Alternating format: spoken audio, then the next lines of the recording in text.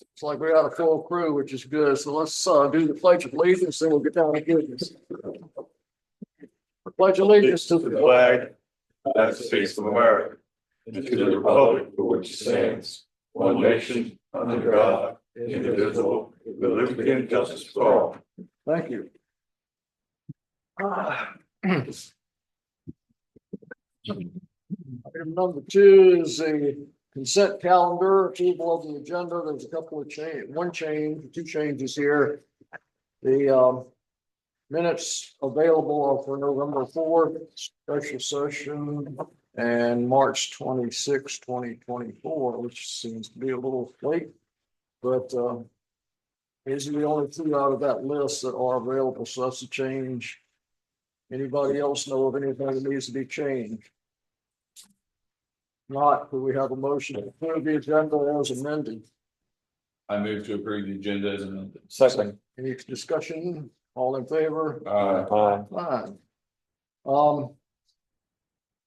See no one from the public tonight, so we will see anybody on Zoom that needs to speak to us about anything? No, it's just us. Just us. Okay, takes care of that. Well, moving right along. I just had a couple of things to add to what I said last Monday.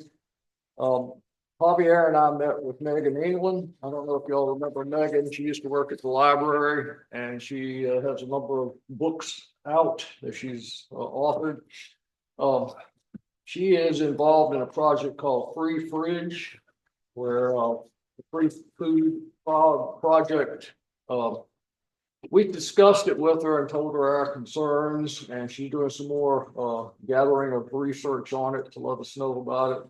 But what it entails is a refrigerator full of food somewhere in the town where people have access to it that need food. So we have some liability questions, and she's trying to get us all the information she can. Is it a national program or just a local program? There's several locations in Charlottesville. So we'll get back to that. I told her to come next month and speak to the council and tell them all about it, and then we can start talking about it. Mr. Mayor, just a quick question. Councilor Heisen, is that something you're familiar with? Because I know you're involved with food. I just heard about the other day at the coffee shop. She was there and she told me about it. And but I think it's a cool idea. I mean, I think safety is a concern, and monitoring it. But that was our big concern, is liability on the part of the town for having an open refrigerator available. Yeah. Can I ask where she gets her food? Oh, Usually it's donated, it's pretty community based. So the idea is, hey, you have some extra food, you drop it off, those who need it pick it up. She provided some good examples. There's about 2, I think, in Charlottesville, and then they're scattered around. You see them in some in Richmond, I think she said too. So yeah. But I know that they try to do a food drive with the food bank, and they don't work real well, mainly because there's strict regulations with food drives, and people are cleaning out their pantries. The things have been in there for a couple of years, and they just put it together. So as far as the food banks go, I said we could donate things, but we probably wouldn't take anything from there, because when we give out things, it has to be no dents, it has to be dated, and uniform and real protective. So that's the only concern. It could be somebody putting stuff in there that's it's been there 6 months. well, she'll come and speak to us next month, and then we can consider it. The other thing, over the weekend, Sunday afternoon, I went up to Yancey for their Black History Month program, which was really nice. They had 3 ladies who were natives of Esmont, all professionals in different areas that have retired. And they each took turns telling about growing up in Esmont and going to school in Albemarle County and further education and things like that. So it was a nice afternoon with them. Javier and I sort of need your help in memory. There's a gentleman that wants to donate 2 new flags to the War Memorial over here by the farmers market, which is great. But the question is, we've talked to the VFW, both of us today. The VFW said at some point in the past that property was turned over to the town. Oh, really? For the town to maintain. I told Javier last time I saw anybody working on it was, looked like a bunch of VFW people tending to the gardens and the flowers and all that stuff. So I just wonder if anybody remembered or had any idea of when, if that is actually ours, or if we can't find any paperwork on it. They can't find any paperwork on it. It was my impression that the county was taking care of that, and isn't that where the limit is for the soccer fields and all that? I think that's town property. I think I was it's, in a, I wanna bring this up later, cause I replied to the little Facebook fiasco they posted today, if you haven't seen that. I don't go on Facebook. Good choice. But they were very disappointed, whoever posted it was very disappointed with the state of the flag, and I said. Yeah. Basically, thank you for posting this, because we're just people that live in the town, you know, we're not monitoring this stuff and bring it to our attention, we can address it, but. I don't, and I told them as well, I don't know who's in charge of this, so. Dan, you've been here longer than I have, and I don't remember. Yeah, I don't either. I just know from a observing perspective, I've noticed at times it needed help. I'll just say that. So well, I know years ago, the former mayor, Steve Phipps, and his wife took care of it and did a lot with it. He was a veteran. But I thought it was town property, and it was just maintained by VFW. That's what I thought, but we might want to contact him and see what he knows. He's in Scottsville. And then James mentioned in last 2 invasive cleanup days, we've been trying to ask for a favor to use the little cherry picker device, and we keep getting rained out. There's a pulley system at the top's the issue with trying to kind of pull down the flag. So anybody willing to maybe donate some time to the town? I know not everybody wants to let somebody borrow their cherry picker, but we could get Jam up there to fix the pulley. Because we have the flags ready. We just need it to dry up. Bobby, if you could check into it, I got 2 suggestions. Mhm. I had a friend that had her flagpole. The flag hanging. Hers is about 3/4 length, but still required to check it. Very quick to get it. I suggested to her, she called her power company, and they came right out, took it down and put it right back up. Okay. And secondly, Rock Cleveland has one that goes way up, maybe on some of his downtime, he can slip down here and do it for you, with the, he has a tree service. That's my 2 suggestions. I'll call him tomorrow. Thanks, Eddie. Touch on what Mr. Payne said is if you really need to get it done right away, back at block, you always have one that then that might be our better option at this point, because right now the ground is completely saturated. If you do get a smaller cherry picker, somebody back truck down to the grass, we're gonna get stuck in the state. The truck that Block has, you can pretty much set up almost right beside the barrier and reach over there and get it. But like I said, it's just a matter of getting in touch with them. And of course, if it can wait, the ground would be better, but you know. Okay, appreciate that. Mr. Mayor, just to interrupt you for 1 second. I did see that there was I will get, Maybe I that's somebody- will okay. take care of it. okay. Yes. Okay, any other questions on that report? We'll see what we can find out about that property over there. See, Mr. Bullock is with us, and we imagine he's here because he'd like to speak on behalf of the public forum. Would you like to? I haven't missed it. Even though we passed that because nobody was here, we will certainly back it up for you if you You like. went fast. Fair enough, fine. Yeah. I'll be speedy and efficient. It's okay. I'm coming from Walton Middle, so they're doing a history day thing. I'm gonna do this. Greatest student projects, no microphone. Pretend. Well, you all got my email about CSX this week. So thank you for backing up your schedule for me to just read it into the record. When I was on council, say going back to 2017, we've sort of been trying to work with CSX to take care of the James River down here, which, as you know, is a major ecological, environmental, and cultural feature of this town. And it's something that everybody cares about. If anybody that doesn't care about that river and the condition of that riverfront, people go down there and fish all the time. And we, as a council, try to do some improvements down there. We have encountered CSX as a barrier to try to improve that riverfront. We know that a lot of the practices don't help the riverbank. They replace soil with gravel, which doesn't actually build back the bank. That gravel just washes away and they have to refill it. So that bank is not stable there for the long term. And we're also concerned about the quality of that water. We had met with CSX on a couple occasions and had assurances that, including from the local roadmaster, and who I'm not sure is still there, but in any event, that they had a plan in alignment with our own emergency protocols around flooding to take care of that laydown yard. It's explicitly stating that within 48 hours of a flooding event, they have their crews down there moving stuff out. So it didn't go into the water. And the last major flood event where something was impacted was 2 or 3 years ago, when there's like actually like dumpsters floating in the water, et cetera, et cetera. Well, there's a dumpster back in the water again yesterday. And there's more stuff down there in terms of stuff on the railroad, on the riverbank, than there actually has been recently. Because ironically, they've actually done a better job of tidying up. But as I saw in my email, they had a truck whose back end is in the river. By the end of that day, the railroad ties are in water, they're soaked in creosote.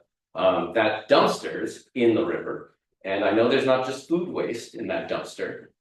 There's what am I looking for? Petrochemical stuff in that dumpster, very likely, because there's a lot of stuff in barrels down there and you can smell. So I copied you on that email, all of you, as well as our county supervisor out of Fluvanna, who's the Cunningham district, which is the first district there going into Fluvanna, which I'm in. Because I also contacted him about the CSX derailment, which occurred, I don't know, about a month or so ago. And so I guess for me, I'm urging you all to try to re-engage CSX in these conversations about the riverfront, because it is a low priority for them. And I don't, just in terms of managing the site for the health of the river and for our own safety in town, because it's an important asset for us. And when it doesn't look good, it doesn't look good on us. If we don't take care of it, we lose that asset. And CSX, being the property owner down there, means we can't access the site. They're solely responsible for it as the property owners. And we know they're hard to deal with. They've got a building on that site, the train depot, which they're responsible for fixing because the property in poor condition. They've punted that responsibility back onto the town before, said we don't want to pay for it, even though we're legally obligated to. We'll give you $5,000 and you can fix it. And we know $5,000 won't fix that train depot. So when you engage with these guys, they will shirk responsibility. But I'm hopeful that if you can re-engage them and perhaps engage our county supervisor, try to get Fluvanna involved, who also signed off on the scenic river designation that we all did along this river bank, then maybe we can get some traction. So that's my public comment, and I thank you for hearing me out this evening. We appreciate it. Appreciate your concern, and it's our concern too, and we will begin working on that with Mike Pruitt tomorrow. Before you go, if it's okay, I was gonna say this to everybody on the council. One of the benefits of having different people come along and see the town is they see it from a different perspective. Before Zach brought at least in recent years, we hadn't been talking about it. And since you haven't been here, we haven't been talking about it as much. And the nice thing that Zach did by bringing it before the council, his dogged determination kept us focused on it. And I would just help challenge, especially my two new guys, whatever it is, whatever issue is your passion, the town can use your passion. Zach's passion has been the river and the train station, and as among other things. And so thank you for reminding us first of all of that, but also thank you as you hear of things in the future, as you see it, feel free to chime in again. In other words, you're help us also by maybe being a pain to us a little bit too. I'm inviting you to do that because that's how we'll do a better job serving the town. Yeah, happy to do it. And so thank you all for hearing me out tonight for backing up your schedule. Thank Thank you. you. Thank you, Mayor. While we talked about the flood, you have it for a second. I think I think that the citizens of Scottsville and council owe the volunteers that man the pumps a debt of gratitude. We are, Absolutely. and I think if there's any way that we could personally thank them, I was hoping Tim was gonna be here tonight. But I don't know how much water they had to let go out of the lake because of the amount of precipitation, et cetera, but it's surely, had they not done that and the pumps been working properly, we would have water in the town, no doubt. So we are indebted to them, and along those same lines, I'm glad that the pumps did work as well as they did, and I'd like to, just for information, find out how they did work this time around, any drop off from the last time they were used, and just curious as to how many gallons of oil they did pump out. But anyway, again, they're not here, but thank you. Yeah, I imagine you're pretty tired. And I know both of Tim's parents have been suffering with pneumonia, so he's probably got that on him too. And I hope they get better real soon. But yeah, I was gonna say something too, but you beat me to it, which is fine, because I got said. And maybe Tim can be here at the next work session, give kind of an after action report type thing to us. Yeah, I talked to him this afternoon, catching up with him, talked to him over the weekend. So he'll be at the work session because we still got to do more legwork on levee maintenance. But I did take some figures, Counselor Payne. So he told me they started pumping at 1 a.m. on Sunday, and then wrapped up tonight. At total, his log showed 46 million gallons pumped. He ran all 3 pumps. They stationed it for 59 hours. Majority of that you end up pumping there, spending time there. And then he even filled up the diesel tanks for us this time. We used them up on all 3 of them. I'm gonna follow up with him because we should probably have our annual PM with Carter, who does our maintenance of it.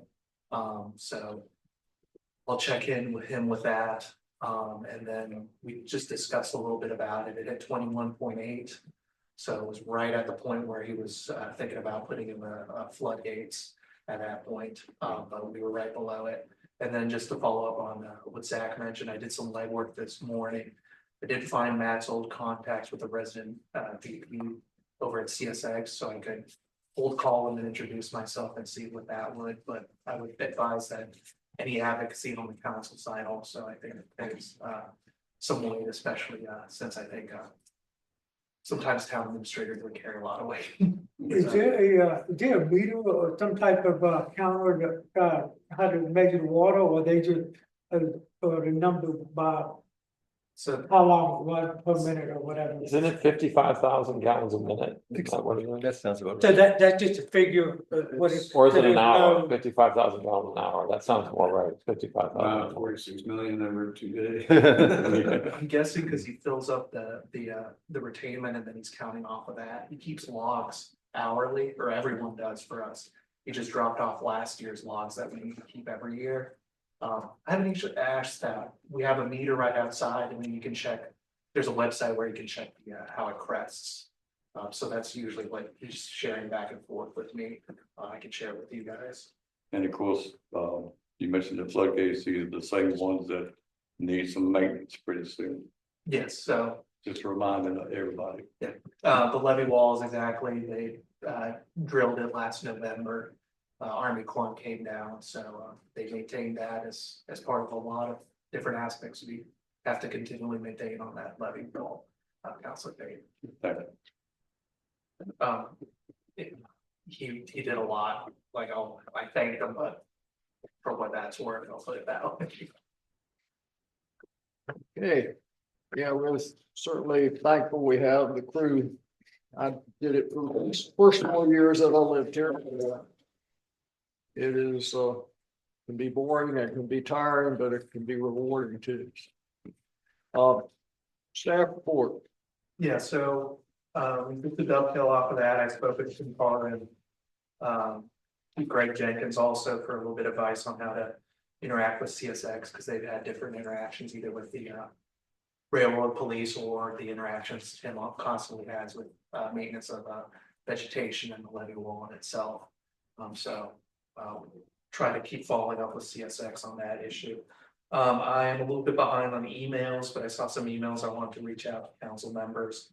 I'm gonna email VDOT and ask to be on the agenda for that monthly standing meeting in regards to blinking lights and also the James River 20 intersection. And see what conversations they can have.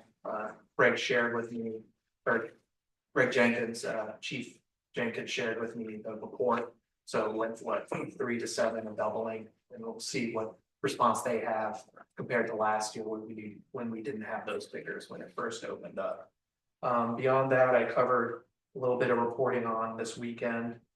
And then in general, what I wanted to ask was for council members to just communicate with me about any advice or any direction they could provide on revenue for the town. I think that kind of came through clear in the staff report, but that was a piece. I think I already had a conversation with Bill about different kind of revenue avenues and what we can kind of tighten up for future fiscal years, as they say. But other than that, I'll be reaching out to you guys later this week and answering a few emails I got over Friday and yesterday. Any Can I- questions? Yeah, well, I have an issue, and I kind of touched on it a little bit last meeting, but to me, it's pretty urgent. Have you had a pre-construction meeting with the developers? Had various meetings back. But you haven't had an official pre-construction meeting. I don't know if you're familiar with that. I was talking to a developer friend of mine, or a couple of people who know about this, and you know, before they even do anything, even around the property, they should meet with you and VDOT and engineers, and they should come here and talk too, but they're supposed to really kind of get a plan. They've already started down there. I don't know if you know, there's been a lot of, well, I'm down there, so I see a lot. There's a lot of work going on down there. And I don't think the town or the public knows what's going on. They recently, probably over the weekend or just a few days ago, they made a buffer across the street from the library. And you know, that road is going to be really torn up. And from what it looks like from that buffer, they put gravel down and a pipe.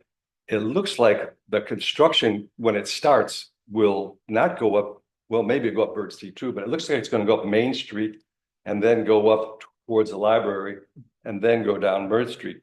That's what it looks like. And I think we need to know that because, you know, there's neighbors there, but more importantly, if you go up Main Street, you're going past the tavern, but you're also going past, you know, the preschool, the ball fields and the playground.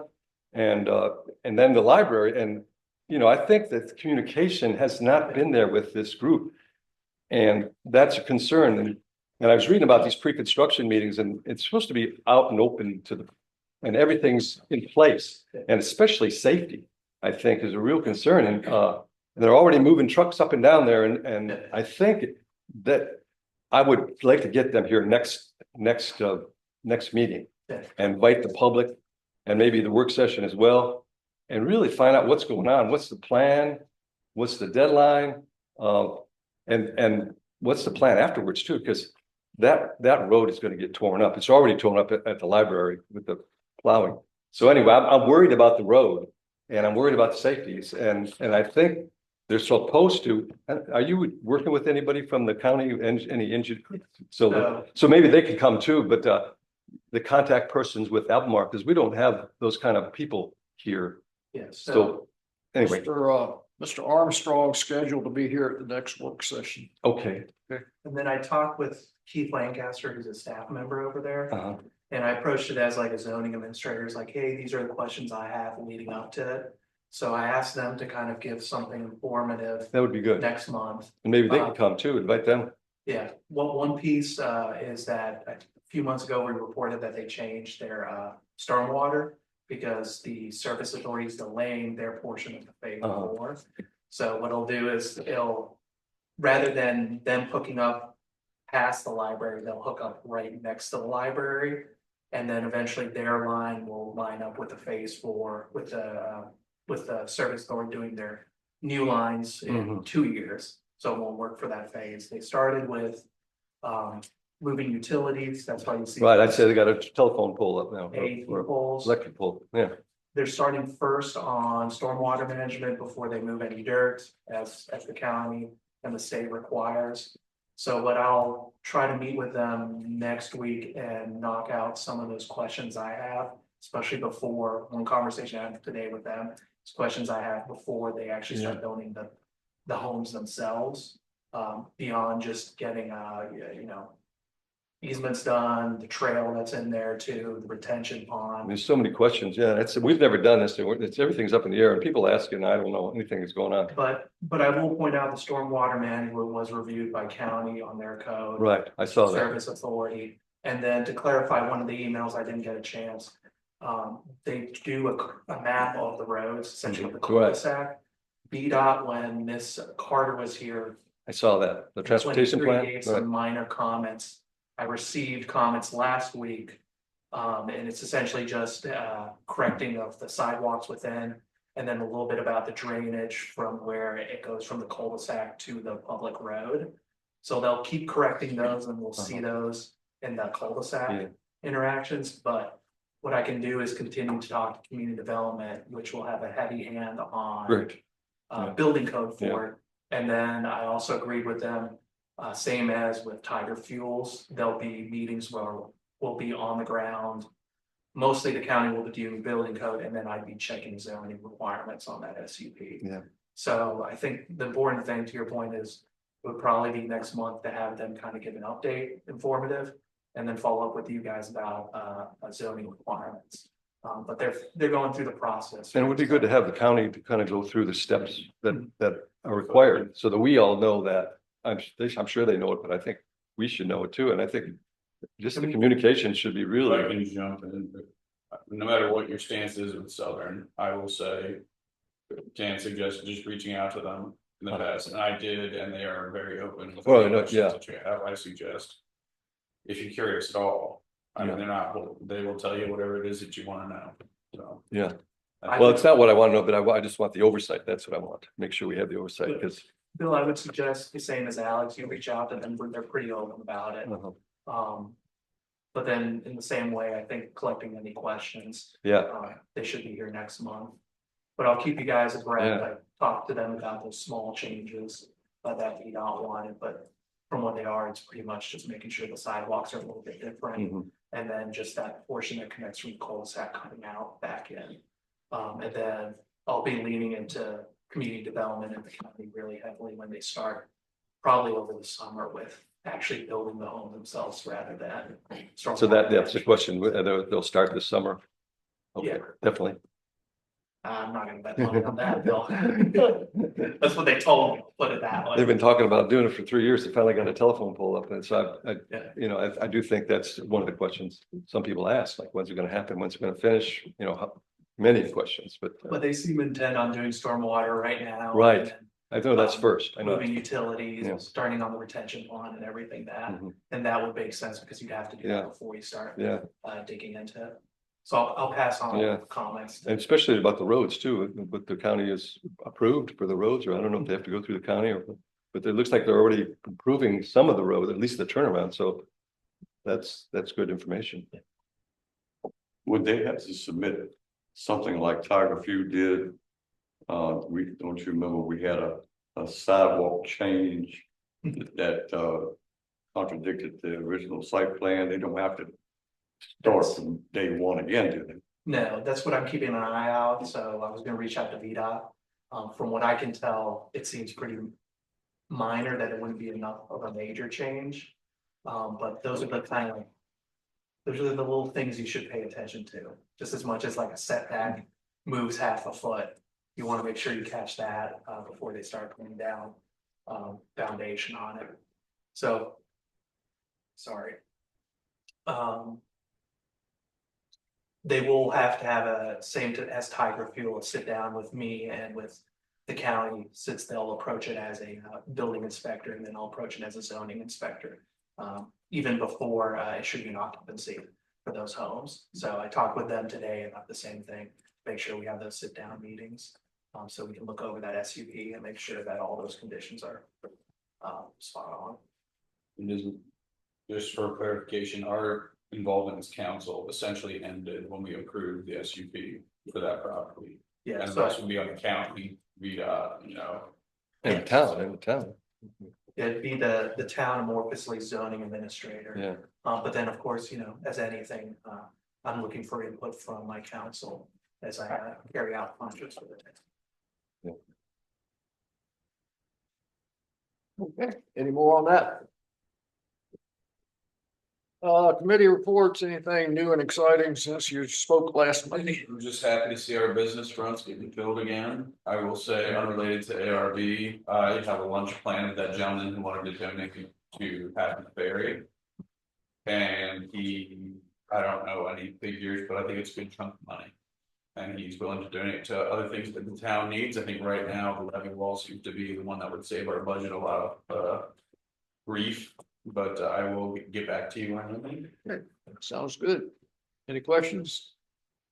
Mr. Briscoe, anything new? Nothing to add other than, as I mentioned last week, probably the main news was we lost our chair is retired, leaving, and so we're gonna need to have a new person on the planning commission, but everything else is the same. So if anybody knows anyone they think would make a good member of planning commission, see if you can interest them in it. I had one person I talked to today and they said, nope. So, anything new and exciting from government services since last week? I kind of talked about it last week, just basically the budget and the the capital improvement plan. We're working on that. I'm not sure if that's completed yet. I haven't seen it. And the donation policy. So that's mostly what we've been working on. Okay. Anything on anything, Mr. Payne?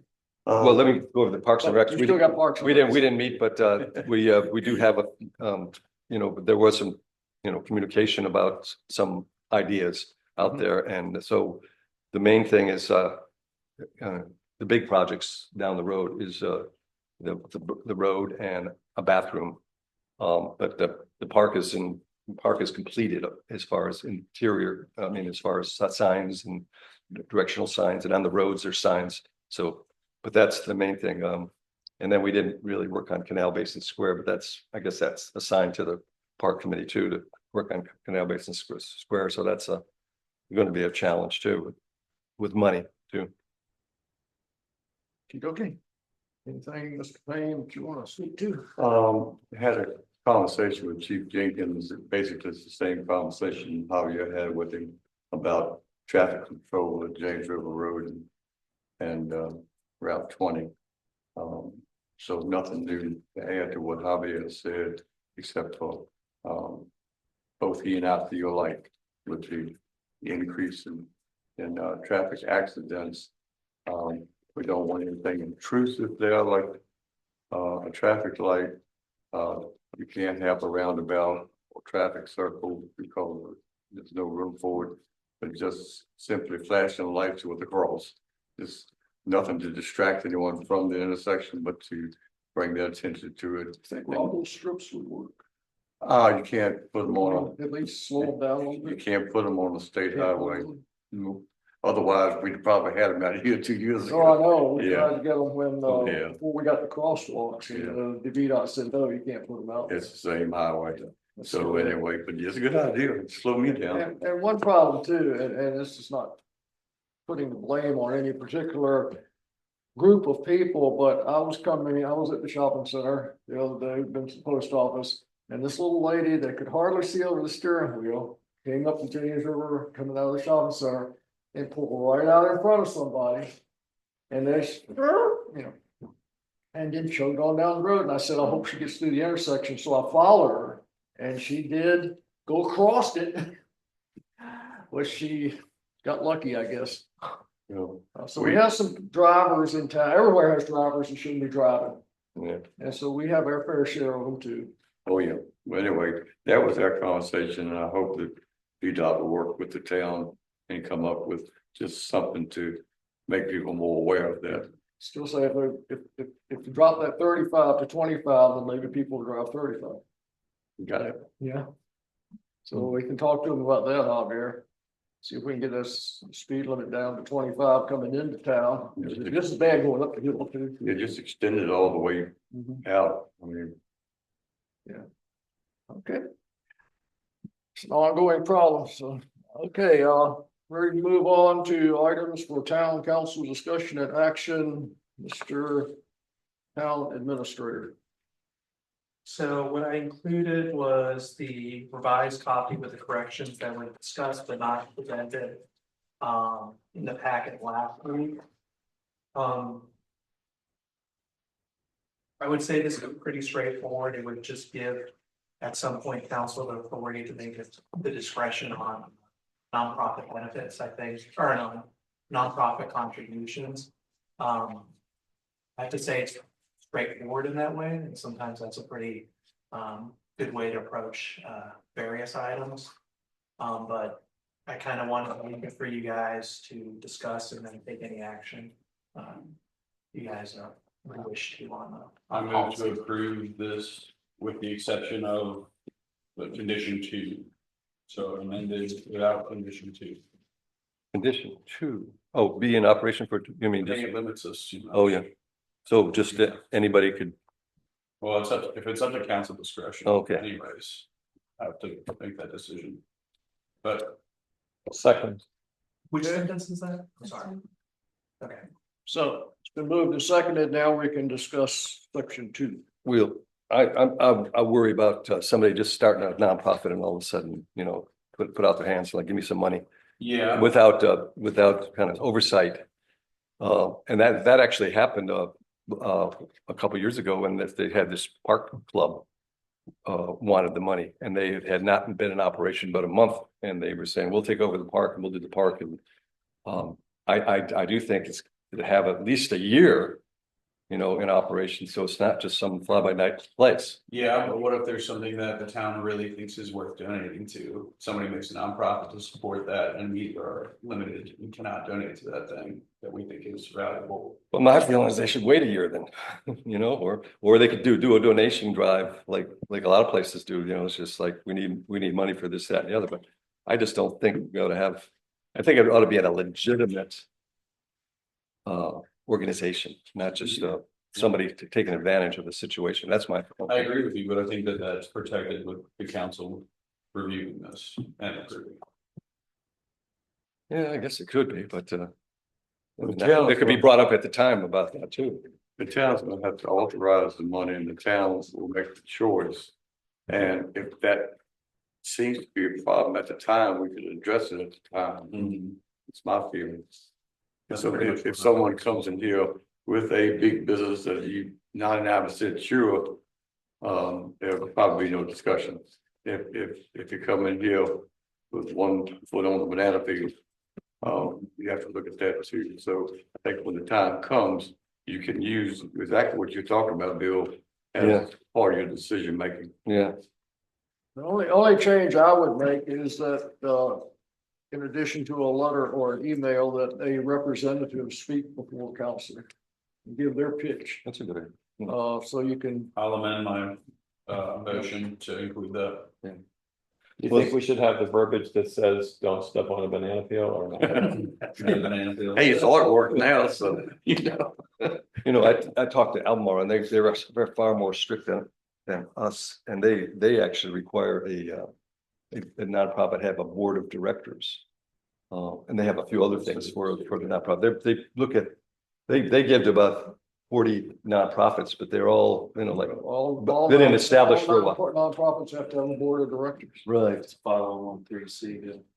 So it's already built in then. If it's a 503C, then they do have a, okay, you don't have to actually specify that. Okay. So that would be the only, I think it's good like it is, only I would want somebody to come and speak for the group. And with the change that Mr. Bissett made. The amendment seconded. Second, So do you want to, Javier, you want to read it like we're talking about it reading now? Yeah, so it'd be when town council authorizes in the budget money for nonprofits, the town will announce on the website and bulletin board that money is available to local nonprofit organizations.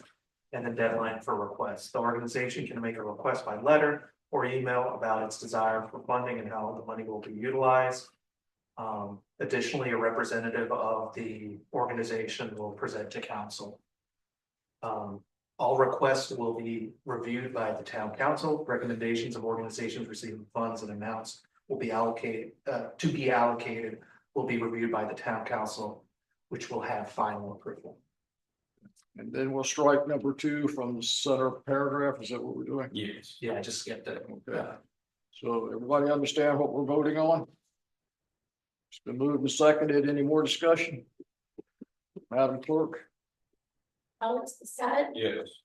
Dan Gritsko, Yes. Bill Heisen, Yes, Edward Payne. Yes. Walter Townsend, Yeah, Roger Whitley. Yes. Okay. Motion passes That was 6-0. Suggestion that Mr. Heisen made that McCoy. All right, how about item B there? Mr. Yes. So. What I'll hand out is. It's just a copy of the general provisions. For committees that were shared last month, but I thought it would be worthwhile to have it included in this packet. You guys, council briefly discussed it last week, and what I included in the notes was further discussion on committee assignments. It would just be a decision by council about how they would want to carry out their committees this year.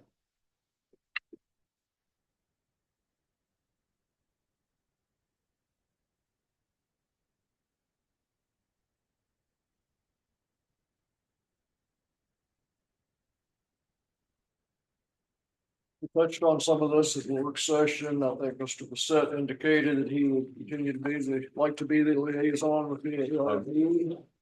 And Mr. Gritsko is still with the planning commission, if that's okay with him. Yep, we're happy to do that. Then Mr. Heisen doesn't want to give up government services. You got too much invested in it right now. well, I'm willing to share it with anybody who likes, and or if they want to do it, either of those committees. I talked to Eileen today. She is not interested anymore in heading up anything. So emergency preparedness is on hold. I said I would, You want to take over? well, at Emergency the working, preparedness? well, at the working session, I did say I'd Yeah. jump in on that. Okay, so you So I mean, want but. you want to be committee chairman of that? You can't be. According to rule, but it could be a liaison. According to our rules, does not serve as chairperson, but you could be, Find a you chairman. have to get some chair and other I'm members. sorry, what? You would need at least another member, but you cannot be the chair. You could be the only liaison. That's Okay. according to the rules. Well, So, Mr. Payne's not gonna do it. Yeah, wish you could, Mr. yeah, Townsend. if it still exists. I'm sorry, where does it say you can't be a chair? okay. um, We have 2 people before. You can, as far as I know, I think I can say Okay, this, you don't have the right one. you can be on the This committee. right here. That's the one we just You read. you were Oh, right. you gave it have to be a liaison. And. Yeah, neither there- one- I definitely don't agree with that. That's the way I understand. We should not have a thing where somebody can't be a chair. That's not. Oh, I disagree. I think that's just conflict of interest. But that, and we've already passed it, so I think that's. We did not already Yes, pass that. yeah, we passed it, yeah. Correct me, Javier, have we passed something that says a counselor cannot be a chair? Well, I remember us having a lengthy discussion. Did we pass on And it? We did. I've been in disagreement on. I don't think we ever voted on it. Yeah, we voted, I This think is we the did. copy I have on my records for what that's worth. I might be worth digging into. Yeah, the reason is if he wants to be chair, then he's. Liaison, I don't care. Yeah. I mean, you can still just have a liaison and then. Well, what does this say right here? Picking Maybe chair. I'm reading this wrong. Each committee has a council member liaison who may, if appointed by the committee itself, serve as the committee chair. What does that say? No, that's the wrong version. This This is the one you just handed out. we gave us the wrong one. That's an old one.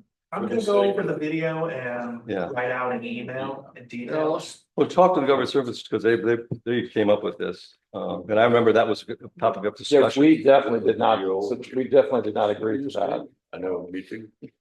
Dan's not the chair of his committee, I'm not the chair of mine. Yeah. You're not the chair of yours. Tonight, I'm not the chair of mine either, and I don't want to be. Services, let's vote in liaisons and then let dig into that later. Makes sense.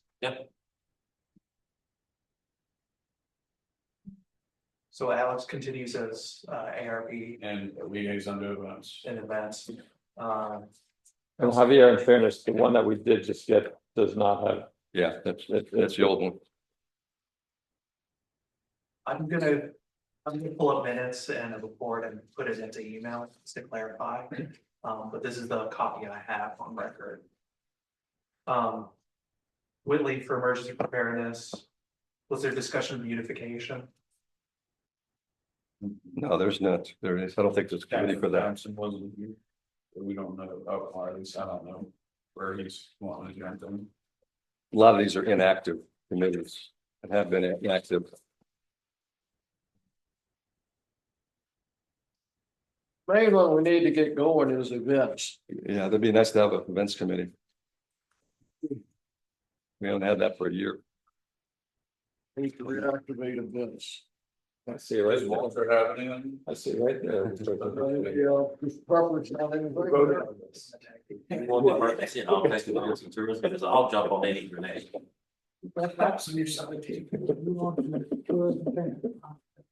Push me on a grenade, I don't care. Events and tourism, I'll do it if that's what you said emergency. Well, I have done stuff in the fire department in the past, but I know there's a whole lot more. I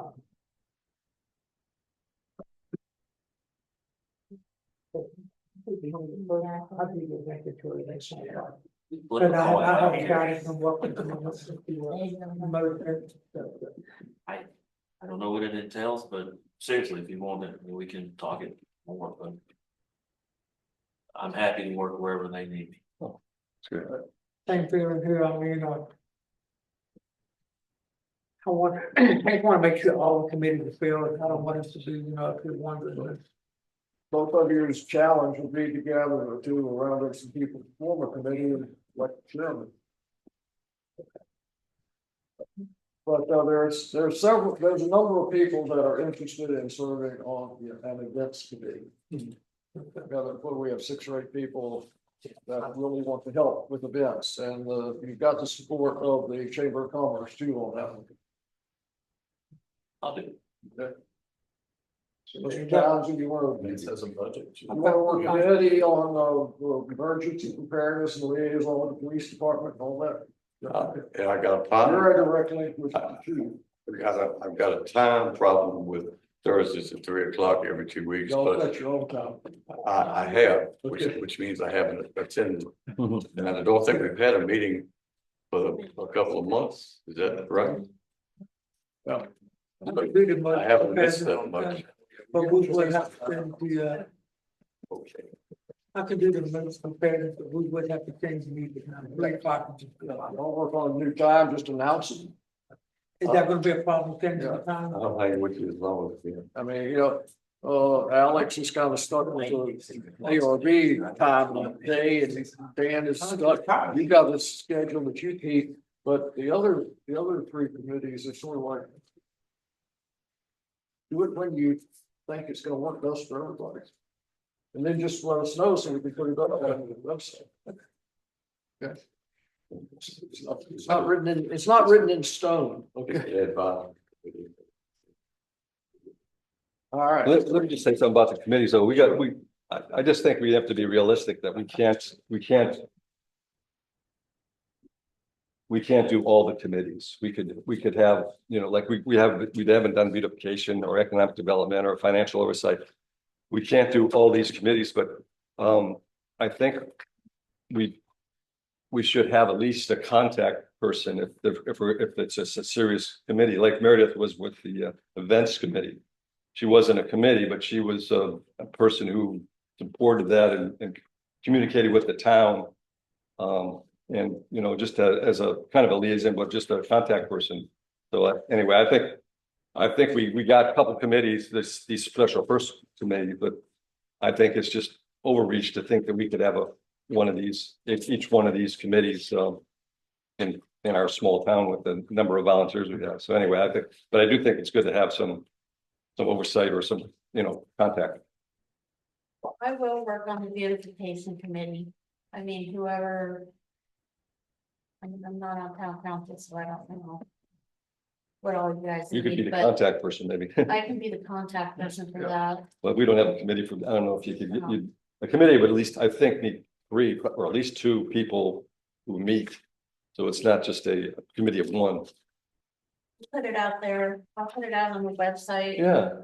See what we get. Yeah, talk to Liz, since she's organized the Yeah. cleanup and all that. Yeah, she'd be great on that. Yeah, Liz and Nancy, yeah. and also Zach that was here. I mean, years ago, we had a maintenance and beautification committee, and it was mostly volunteers and it was with the maintenance man too, but so that was kind of combined. But that would be great to have a beautification committee. Yep. Okay. Let's move on to the budget part. Up here. Wait, you have our. Yes. So I'm just going to reiterate a little bit of my staff notes. So I'll first start off with levy maintenance. So, I've reached out since our last meeting, and Tim Carr is working on an additional proposal for the levy work. We were communicated by Army Corps engineer on a firm out of Richmond that would be applicable to do the same work that we presented that first quote on. I have started communications with VDEM, and they've been connecting me also with FEMA staff to research grants. So I'll put those together this week and summarize them for council, but I'm not having anything that's a strong affirmative at this point. Additionally, I reached out to VML, Virginia Municipal League, and they have a wing called VA Co-Finance to talk, and the Treasury Department for the Commonwealth to talk about loan options. So talking with Tim Carr, as I put it earlier today, the project is too small for a bond issuance, and you really wouldn't want to, but big enough that it's a fiscal concern to our town, I think is the way we put it. So I got some information Friday evening, and I'll keep communicating with them and seeing what options there are with that. But what they advised was to look at additionally possible loan options through DCR, which is the Department of Conservation and Recreation, I believe. They do dams and levees, and then I'll do a second pass through it. Private loans. So going with the firm that's outside the government, or outside the municipality. Beyond that, I'll loop back again with Albemarle County. As I said last week, the emergency manager for the county seems supportive in organizing this meeting, but I still need to follow up on a response from county staff to have a sit down and just explain our history of collaboration on the levy. Put it that way. Beyond that, I wanted to touch base. I last week worked on a reappropriation, just kind of anticipating and having some time from last week.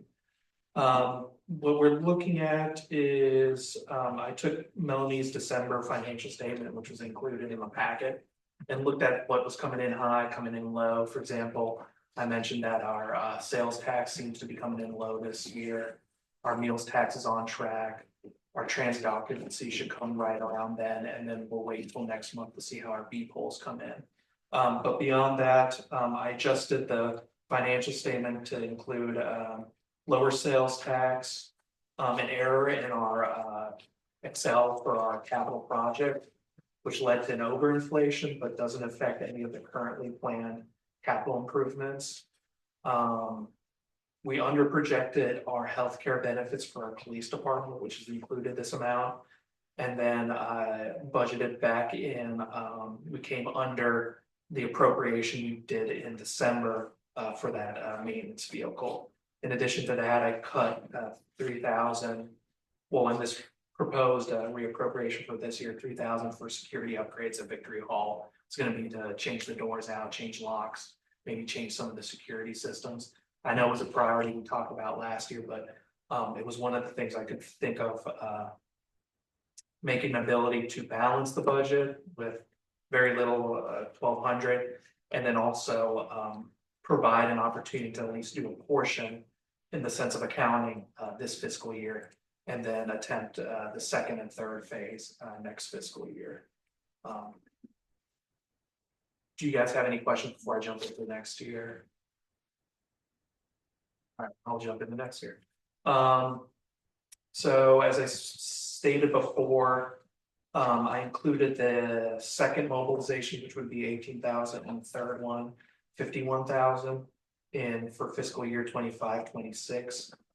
That would increase the reduction in the reserve to 71,000, almost 72 and some change. As I mentioned in my staff report, budget projections for next year, we had small changes in administration, streets, community development, and police department in this new revision. But the major change is that 18 in addition.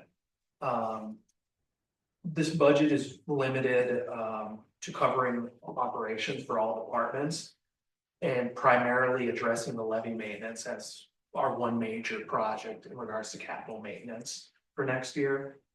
It heavily deprioritizes various other capital projects that are included in that's capital improvement plan and in previous projections, which is a detriment to capital maintenance to parks, municipal buildings, and other amenities in town. Beyond that, I want to just read off of my staff report. I advise staff to continue to explore those options on cost sharing, grants, and loans to support this project. Because we're looking to close a fiscal gap there without a reduction in our reserves. These three options would be alternatives to use of our LGIP, or Scottsville Caldwell Fund, which is a little under $500,000. Changes to our tax structure, which could include new tax mechanisms or increased rates to our currently levied taxes, increases in rental fees and services, and then austerity cuts that would change the daily operation and functions of your town government. Additionally, I asked that for historical context, May of 2024, I shared a staff report at the end of this report that really prioritize a conversation this fiscal year about revenue, because my look at our fiscal budget in this last almost 2 years at this point, we're going to have increasing and continued discussions about repair and maintenance of our capital, and then we're going to butt up against continued cost of living. So, for example, last year our healthcare rates across the state programs increased by 10%, and then last week I got a report that they will increase 18%. So last year, for example, for the police department, our COLA increase just offset healthcare benefits for that staff. Chief Jenkins and his staff expressed that to me. But I'll kind of leave it at that. I think Melanie and I have started to look at any other revenue avenues, including what fees and what tax structures we have currently. But I still need to do some more legwork on those three options I provided to you guys. And then, as I said last week, any direction on questions you guys have, what kind of direction you want for the next fiscal year. It's very important to me. And I'm here to facilitate the fiscal decision that you guys as council make every year. Javier, just a quick comment again for our newer counselors. The time frame last year we finished was with not much extra, so to speak. Walk us through what you're expecting in the next 3 or 4 months. I would hope that, Or I should say, what would be helpful in the next 3 or 4 months? so maybe go through the process next month, having more information for council. Just to clarify, you would have to call a public hearing on your budget period, which would extend it out about a month. So you couldn't just immediately say, hey, I like this budget, let's jump at it. So say in a month or two, you're comfortable with the budget, you would have to call a public hearing. And then during that public hearing, if you wish to, during that same session, you could approve a budget at that time. So what happened last year, just for historical context, we started around this time with proposed budget scenarios. And then we had discussion until May, in which town council called a public session for June, I believe. And then we wrapped that up before our June 30th deadline, which is a Virginia code requirement. You have until the last day before the new year, fiscal year, to get a council budget approved. But in the back and forth, we had special sessions, discussions with different council members, different scenarios presented to council. And then I tried to take as much input as I could from council members to work something this year's budget. Thank you. Other questions? So the homework is start studying the budget, so we don't have to wait till the last minute this year. Yes, and then one other piece, any communication you have with me about questions about revenue generation or any way we could support into the future, that I think be very useful. For example, Roger mentioned just having a conversation about grants. I think there's an opportunity. We always talk about limited volunteerism, but like, put it this way, other organizations on a nonprofit level with our type of budget, your council becomes a working board, or your board of supervisors, a working board. So you end up being much more heavily involved in those big organizations where you're purely an advisory or a purse for that. But on the small organizations I volunteer for, they you kind of got to contribute that way. And then I want to thank Bill last week. We had some good questions about expenditures and about revenue questions that I think are really relevant to kind of dig down into the details. One thing I could think about is maybe there's some fee structures we could increase, but there's no way we can increase fees and close this gap. We're talking about hundreds to a couple $1,000s, but not 70,000. You know, farmers market. We don't do any zoning, so we don't have a lot of zoning fees. You could only get so much out of ARD permits. You can increase rental, farmers market fees also. Rental downstairs. Yes. But those are very limited. Our big chunks of revenue, the big four are meals, business license, cigarette tax, and bank franchise. And those Bad franchise, we can't do anything about. you know, two of those are capped. The other two you have some flexibility on. I mean, where are we, as far as the business license goes? Are we up to date and everybody paid or whatever, are we? So Bill asked the same question today. So the other thing I was wondering is, do we have someone that will keep an eye, like, for example, farmers market, make sure that no one vendor pops up real quick without every little bit count. And so, you know, I just wanted to make sure that everybody paid their dues or whatever, you know. Yes. Yeah, so Amelie is very rule oriented. She would be very clear about any vendors not taking their fair share. One thing I'll say for council members, it's very useful when you communicate if you see anything. Recently, we had somebody who came in who didn't follow our itinerant business license. I was informed by a community member. They were also using Dolier Park improperly, or they anticipated to. But that allowed me enough time to clear out and say, hey, these are the licensing requirements I require. And by the way, this is what the county requires in their parks. So always communicating that. Bill asked, Councilor Heisen asked the same question. Every year we have about a handful, and I'm not joking, a handful of delinquent business licenses. Their delinquencies usually amount to, if not a couple hundred, less than 10,000, very small compared to $2,922 or $2,902,000 expected. This year, we'll see what the delinquency looks like, March 1st. I expect, and usually people are doing their taxes and they wait till the last moment. And then we get a whole bunch of checks in the office. So what I could do is, since it's the first, that work session, I could kind of update you and see how good we are on business licenses. Counselor Townsend, last week I talked about how sales tax are coming in slow. And one item I'm curious in is looking at the B polls, since those track gross receipts, and see if there's a market trend beyond that. The perplexing thing is the meals tax is on track. So people are still dining out, but I thought those would correlate closer to sales tax. But you know, business license way more diverse than meals tax. It's everyone in town. They're eating out, but they're not buying. So with that, the business license, would that also fall under fines that we can?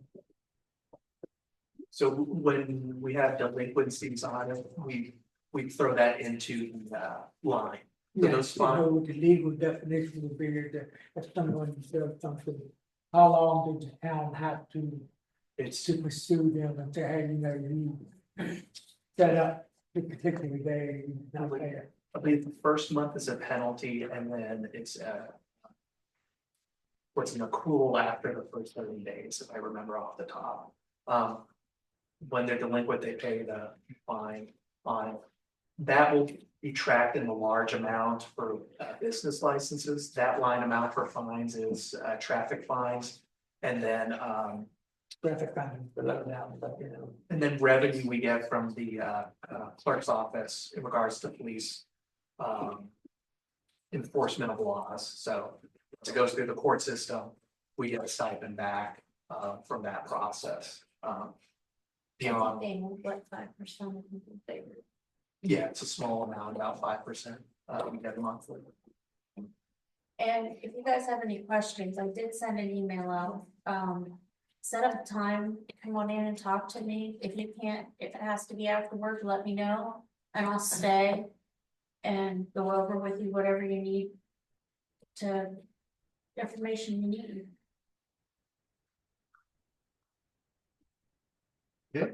I was just curious, I don't know if we could do this, because you know, all these nonprofits have these like fundraisers and donations, and is there anything we could set up, you know, special fundraiser or donations for, like, say, some of our public property? Now, I don't know if we could do it for the levy, but you know, it'd be nice to say, like, you know, Canal Basin Square fundraiser, or the Farmer Market fundraiser, or the Van Cleef Nature Area fundraiser, just to get some of the things that haven't been there for, you know, for years. And can we? You did those Canal Basin things. Yeah. That'd be nice to do. Good Kind of, events. I have a group of people that help me with that. yeah. Because there's people who got, you know, I think the other one is, you know, the market. You know, I think they probably could, you know, they're huge. They may be able to give some fundraisers to a certain thing in town. But I think we need to solicit the public. Like Scan got a big, huge grant. And a Boys and Girls Club got a huge grant for a fundraiser. So yeah, it's something to think about. I don't know, we'd have to focus on what to go at, but it'd be nice to have, you know, a special fundraiser for, you know, one of these parks, or two of them. I think fundraisers are good, and even donations, if I can manage to secure this good, you know, size donation, they're great, but they're not permanent. Yeah. I think we need. Well, sometimes we only need a one-time thing, just because we want to fix something up that hadn't been, like the farmer's market. You know, you only have to do that every 10 years or so, but Canal Basin Square, you know, and we've been trying to get a bathroom or a road at the park forever, and you know, some people might want to donate to that. I don't know. It's just something, I don't know how we go about doing that, but it might be nice to have something that we could get some extra money from people who use those facilities. Just spitballing now, you would want to do, like, I think last year we talked about like a Friends of Scottsville. Mhm. At some point, you probably can do it over, it takes a while, and you don't know what the interest will be. But at some point, you'd want to have a 501 so people could tax exempt it. Yeah. That'd be the incentive for them. Another thing I thought about just now was last year we talked about a property over at Buckingham. And I remember last year I was told, look back at it the following fiscal year. So maybe I poke at that again and see if we're closer to maybe being able to cut that. But we talked about that this time this year, right, guys? It's my memory. Okay. Pretty much. A little bit. I don't think they probably, some of them don't even know we have property in Buckland. Do you know that? No, I didn't. Yeah, we've got, this is 36 acres. or- That's, I think 30 it's some acres. 34 point something. Yeah, it used to be the town dump. Oh, well, Now it's woods. cut the timber. Yeah, you're right. You're right. They did that one time, I think. I think it's- How long has it been growing? Yeah, because Yeah, It hadn't been cut in the last 10 10 years, probably. Oh, 10 It years. needs another That's probably 12 much, It's but- about 25. 40. See, That's, I think it's a hazmat I'll location. reach out to them. If you find a horse club, you're ready to- There's one across the street. We might be on the short end, though. But I'll look through the notes from last year about when we should be checking into that. And then I'll reiterate is, I think if you start looking at the capital projects and the ways or capital maintenance, I think there's a point we don't always do the best job of maintaining things we have. And we're gonna be, every year, we're gonna have a situation like that. This year was that the truck went out on us, now we have the levy. That I think we'll perpetually keep having situations like this in which we'll be having big fiscal considerations to make. I have to tell you guys that. I include that in the staff report too. I think it's just, it seems like that's the pattern. Again, this 70 in a hole, we pushed off a lot of other things I think was prudent to try to do at this point, or this upcoming fiscal year. Now, if they were to do a real estate tax, is that like immediate, or does that have to go through channels for like county and? Well, there would be the noticing requirement, of course, with town council. I would have to have a serious discussion with the county, which we have not had. I think Matt might have talked about that from the emails together. 2 counties. Yeah, 2 counties exactly. With the revenue for Florida and revenue department for the county. Right there.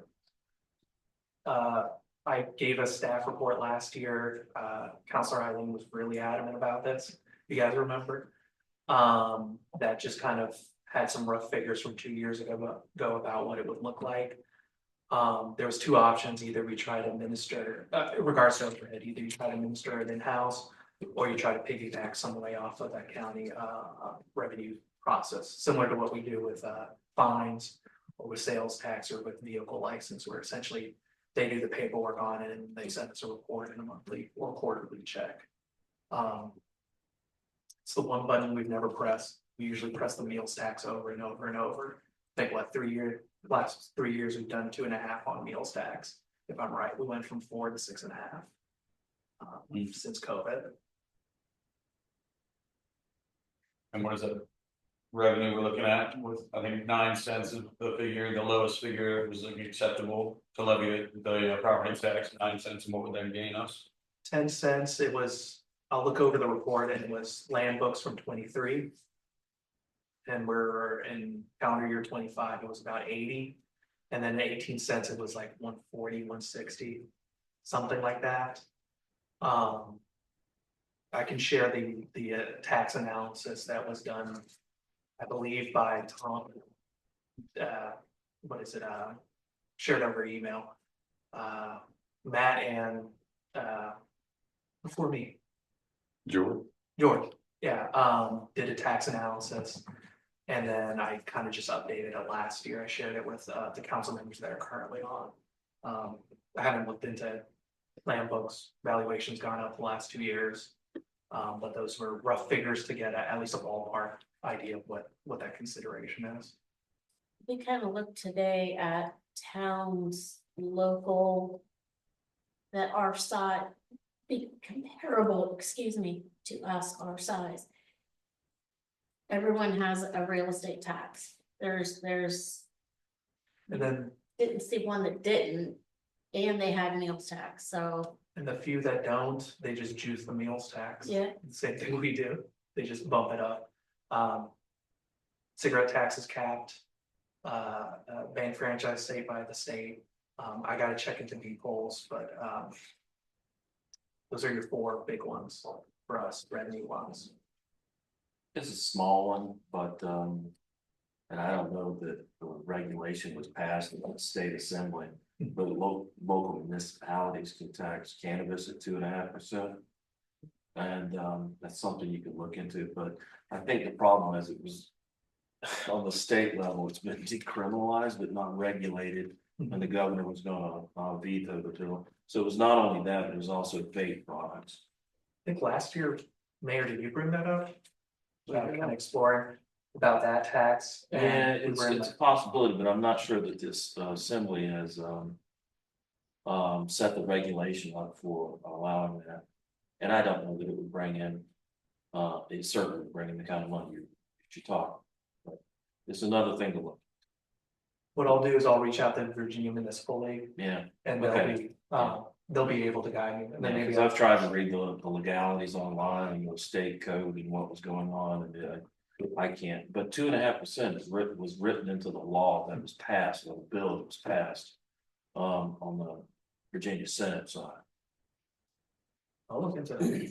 Can you also, expect you have the numbers now, but give me a comparison of how much, what percentage we'd have to raise the meals tax to equal the town tax if we're considering levying? Yeah, Melanie and I started trying to work on that with the math, so maybe we crunch the numbers and then I'll follow up with you, Counselor. Yeah, or just at next work session, that's fine. And Mr. Mayor, you pointed out last meeting or so about the proposed bill in the assembly to cap the meals tax. Now, I'm not sure what. We haven't heard any more about it. I've been trying to track it. I didn't see anything on it.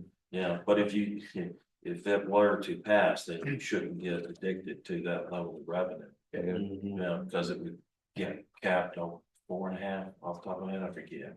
Yeah, and that would cut us down 2 And points. And it's like out 27, 28 kind of time, but just something on the horizon. Exactly, and we're not, I think we're the lowest in the area by a lot for meals tax. So Oh, it's yeah? still at 6%. I think Well, we think we Rockland have, County, Harrisonburg is like insane. oh, they really? Yeah. What's it, I wanna say like 7. We need to- Like Yeah, I Hampton, think Hampton's Charlottesville something like caps. 11, Yeah. Wow. yeah. The one caveat is Fluvanna doesn't have one. We've been following, they've been trying to kind of look at it and they were looking at 4.5. Something to be said, like, we kind of keep pushing it, but like, we have the advantage that we're this dense, small downtown, so people come.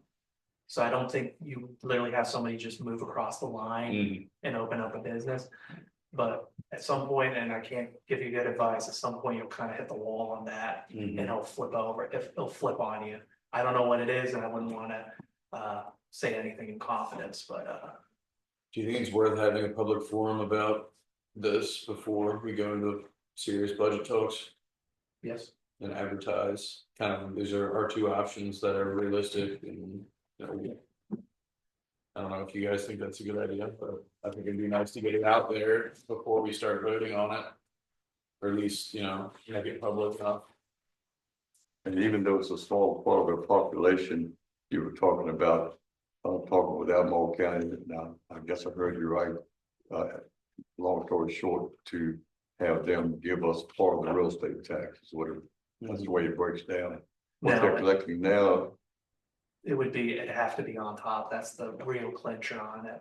We'd essentially be piggybacking and then.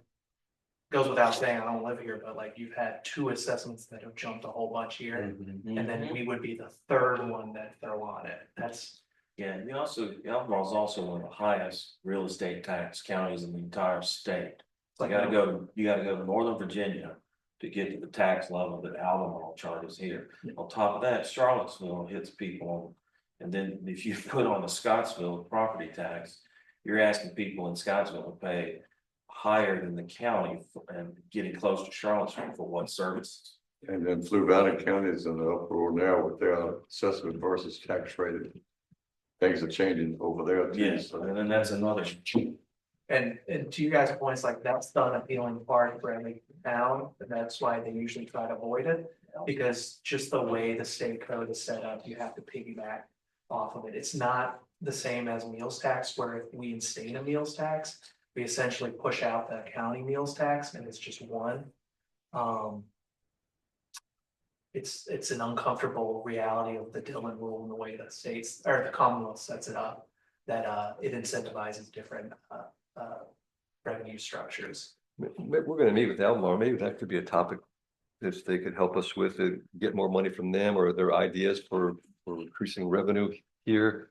You know, and there was talk about they could get more for the levy, you know, particularly, but I think they give us a certain amount, but I don't know if that's changed a lot over the last few years. And And we were talking about the last meeting. yeah, 21,000. so let's try to get, yeah, let's get that on the agenda. I'll also be poking at that. The one thing I will say is that I believe it'd be more productive for me to have a staff's conversation, because that meeting isn't until May. Yeah, And by that time, you're right.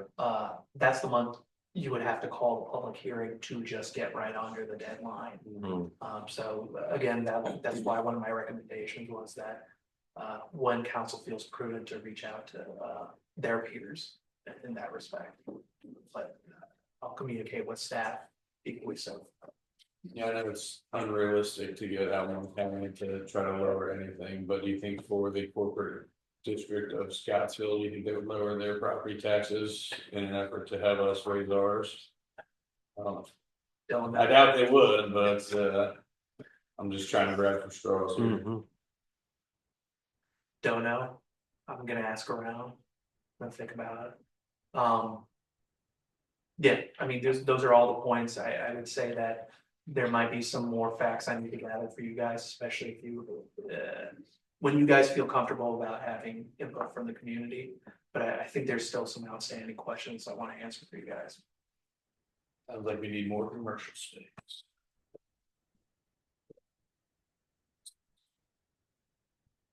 Hey, anything else? It'd be annoying, yeah, I was told by the Police Benevolent Society in their board. As we're going into. Getting funds for this vehicle, that they want some like connection with council, so I was thinking maybe Eddie would like to be the liaison between us and them, because he's working with Chief as well. Made sense to me and make them happy. Any problem with that? I'm both in that group pretty much. Has the judge ever signed off on that thing? Yes. Has it? Great. About 2 weeks ago, and now it's just a matter of seeing if when the CDs mature and if we need the funds before, if there would be any penalty. And it's getting the finances and all of it. As long as he signed it, that's the main thing. She signed, yeah, she signed one. Signed unenforced. So, we have a motion to adjourn, So moved. second, and any discussion on that one? All in favor? Aye. Thank you all so much.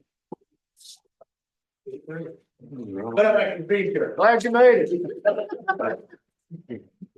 How's the Chamber of Commerce? I'll find out.